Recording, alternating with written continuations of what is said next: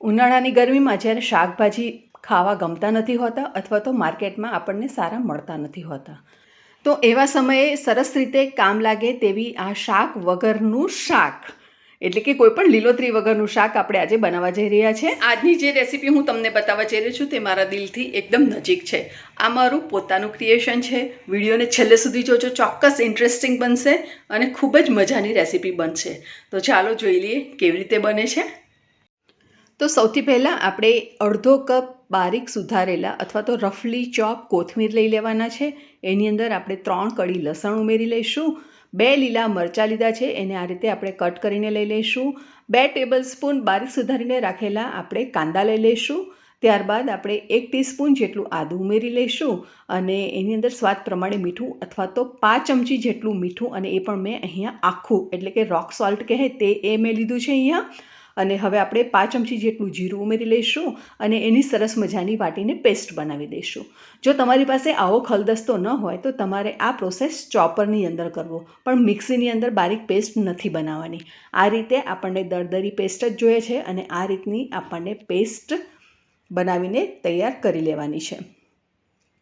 આ પેસ્ટને આપણે એક બોલની અંદર ટ્રાન્સફર કરી લઈશું અને આની અંદર આપણે 5 કપ જેટલું પાણી ઉમેરી લઈશું અને સરસ રીતે રિન્સ કરી અને બધો મસાલો લઈ લઈશું. અહીંયા મારી પાસે છે અડધો કપ જેટલું બટાકાવાળાનું ખીરું એટલે કે બેસનનું ખીરું, જેની અંદર ફક્ત મેં મીઠું ઉમેરેલું છે. હવે આપણે એની અંદર બીજા મસાલા કરીશું. ઘણીવાર આપણી પાસે આ રીતનું બેટર બચી જતું હોય છે, ઘણીવાર પૂડા બનાવતા હોય છે તો પૂડાનું પણ થોડું બેટર બચી જતું હોય છે. તો આ રીતે આ શાક હું જે બનાવવા જઈ રહી છું એ રીતે તમે એનો ઉપયોગ કરી શકો છો. આ બેટરની અંદર ફક્ત મીઠું જ મેં અહીંયા ઉમેરેલું છે. તો હવે આપણે બીજા થોડા વેજીટેબલ્સ હોય તો આપણે એની અંદર ઉમેરી શકીએ છીએ, નહીં તો એને સ્કીપ પણ કરી શકીએ છીએ. તો અહીંયા મેં 2 ટેબલસ્પૂન બારીક સુધારેલા ટામેટાં, 5 ચમચી જેટલા લીલા મરચાં અને 5 ચમચી આદુની પેસ્ટ અને થોડા કોથમીર એટલે કે લગભગ 1 ટીસ્પૂન જેટલા કોથમીર બારીક સુધારીને અંદર ઉમેરી લેવાના છે અને બધું સરસ રીતે મિક્સ કરી લેવાનું છે.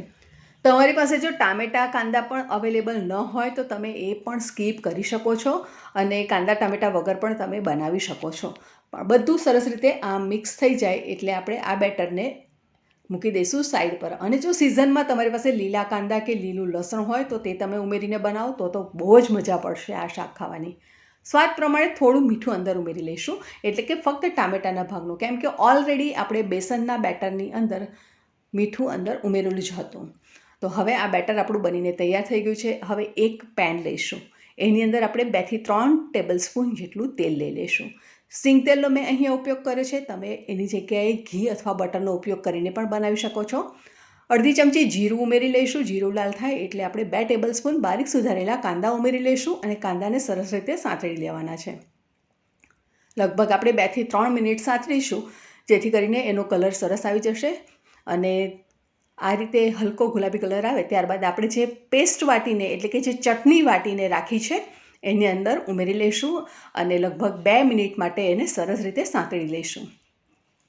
આ રેસીપીનું નામ તમે શું આપશો મને ચોક્કસ કોમેન્ટ બોક્સમાં લખો અને અત્યાર સુધીનો વિડીયો ગમ્યો હોય તો વિડીયોને ચોક્કસ લાઇક કરો. ચેનલને સબસ્ક્રાઈબ ન કર્યું હોય તો સબસ્ક્રાઈબ કરી બાજુમાં આવેલા બેલ આઇકોનને પ્રેસ કરો.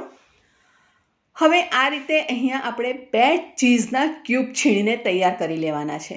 હવે ચીઝ જો તમને ખાવી ન ગમતી હોય તો તમારે 1 બટાકો બાફીને લઈ લેવાનો અને એને મેશ કરી અને એની અંદર ઉમેરી લેવાનું અને બધું સરસ રીતે આપણે મિક્સ કરી લેવાનું છે.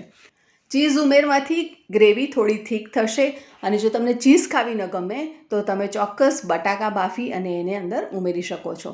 હવે જે આપણે 5 કપ પાણી રિન્સ કરીને જે લઈ લીધું હતું તેને અંદર ઉમેરી લીધું અને એને સરસ રીતે મિક્સ કરી લેવાનું છે અને ત્યારબાદ ફરીથી બીજું 5 કપ પાણી ઉમેરીશું અને આપણને જોઈએ એ પ્રમાણે કન્સિસ્ટન્સી રહે એ રીતે આપણે પાણી રેડવાનું છે. તો અહીંયા અડધો કપ પાણી રેડ્યું છે અને ગ્રેવી બનાવી પણ મને થોડી પતલી જોઈએ છે એટલા માટે મેં ફરીથી બીજું 5 કપ પાણી ઉમેર્યું એટલે લગભગ પોણો કપ પાણી અહીંયા ઉમેરી અને મેં ગ્રેવી બનાવી દીધી છે. હવે ગ્રેવીને આપણે ઢાંકી દઈશું અને એને થોડીવાર માટે 2 મિનિટ માટે ઉકળવા દઈશું. આ રીતે ઉભરો આવવાનો ચાલુ થઈ જાય એટલે ફરીથી આપણે ચમચાની મદદથી એને સરસ રીતે મિક્સ કરી લઈશું અને ત્યારબાદ કરીશું આગળનો પ્રોસેસ. ગ્રેવી થોડી પતલી કરીશું તો જ્યારે થોડુંક ઠરશે શાક તો એ ઠીક થઈ જશે, કેમ કે આપણે અંદર ચીઝ ઉમેરી છે એટલા માટે થોડી પતલી રાખવી. બેસનના બેટરમાંથી આપણે આ રીતે એક એક ચમચી લઈ અને આ રીતે આપણે ખીરુંને પાથરવાનું છે. અને જો તમને એક એક ચમચી આ રીતે ન રેડવી હોય તો વચ્ચે મિડલ પોર્શનમાં બધું જ ખીરું તમારે એકસાથે રેડી દેવાનું છે. અને જો તમને આ રીતે પણ ન કરવું હોય તો નાના નાના પુડલા જેવું બનાવી અને ત્યાર પછી પણ તમે એની અંદર ઉમેરી શકો છો. પણ આ ડાયરેક્ટ પ્રોસેસ સરસ રીતે થઈ જાય છે અને આપણું કામ ઇઝી પણ બની જશે. તો આ રીતે આપણે બધા જ બેસનના બેટરમાંથી નાના નાના પુડલા જેવું એટલે કે ટિક્કી જેવું આપણે એને મૂકી દેવાનું છે. હવે મેં તમને કીધું તેમ તમારે મને આનું નામ સજેસ્ટ કરવાનું છે. ખૂબ જ યમી શાક બનશે. ચોક્કસ તમે એકવાર ટ્રાય કરજો, મારી ગેરંટી છે કે તમને ભાવશે જ. હવે 4 થી 5 મિનિટ આપણે ઢાંકીને થવા દઈશું અને ત્યારબાદ આપણે ઓપન કરી અને ચેક કરવાનું છે કે ચડી ગઈ છે કે નથી ચડી ગઈ. તો ફ્રેન્ડ્સ, સરસ રીતે ચડી ગઈ છે એવું મને દેખાઈ રહ્યું છે, પણ તમને પણ મારે બતાવવું તો પડે ને કે ચડી છે કે નહીં. તો ચાલો જોઈ લઈએ આપણે એને કટ કરીને કે એ ચડી છે કે નહીં. અને સુગંધ તો એની એટલી બધી સરસ આવી રહી છે ને કે મને અત્યારે જ ખાવાનું મન થઈ ગયું છે. તમારે જો આવું બનાવીને ખાવું હોય તો ચોક્કસ તમારા ઘરે બનાવો. તો હવે આપણે ચપ્પુની મદદથી કટ કરી લઈએ. તો એકદમ સ્મૂથલી ચપ્પુ જઈ રહ્યું છે અને એકદમ સરસ ચડી પણ ગયું છે. તો હવે આપણે એને ગેસની ફ્લેમ પરથી ઉતારી દઈશું. એકવાર સરસ રીતે મિક્સ કરી લઈશું અને પછી એને ગેસની ફ્લેમ પરથી ઉતારી લઈશું.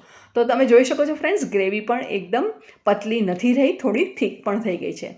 તો હવે આપણે એને સર્વ કરી લઈએ એક સર્વિંગ પ્લેટમાં. આ શાકને આપણે ચોખાના પુડલા છે, જુવારના રોટલા છે કે પછી પતલી પતલી રોટલી કે પછી બ્રેડ સાથે એને એન્જોય કરી શકીએ છીએ. કોથમીરથી ગાર્નિશ કરી લેવાનું છે અને તમારે હજુ પણ જો ક્રીમી ટેક્સચર જોઈતું હોય તો થોડું ફ્રેશ ક્રીમ આપણે ઉપરથી ગાર્નિશ કરી લેવાનું અને સાથે આપણે કાંદા ટામેટાનું સલાડ પણ સર્વ કરવાનું છે. એની સાથે ખૂબ જ મજા આવશે ખાવાની. તો ફ્રેન્ડ્સ, રેસીપી કેવી લાગી અને તમારે મને એનું નામ સજેસ્ટ કરવાનું ભૂલવાનું નથી. તો ફ્રેન્ડ્સ, તમે જોઈ શક્યા કે આપણે ઘરમાં જ રહેલી વસ્તુમાંથી સરસ મજાનું ટેસ્ટી શાક બનાવીને તૈયાર કરી દીધું છે. તો ઉનાળાની ગરમીમાં આપણે કાયમ રસિયા મૂઠિયા કે પછી ગટ્ટાનું શાક ને એવું બધું આપણે બનાવતા હોઈએ છીએ, પણ આ શાક કંઈક ડિફરન્ટ છે. બાળકો પણ એકદમ હોંશે હોંશે ખાશે અને આપણને શાક લેવા જવાની પણ જરૂર નહીં પડે. ફરી મળીશું નવી સહેલી સાથે, નવી રેસીપી સાથે. ત્યાં સુધી આવજો. Stay safe, stay healthy and keep watching super સહેલિયા.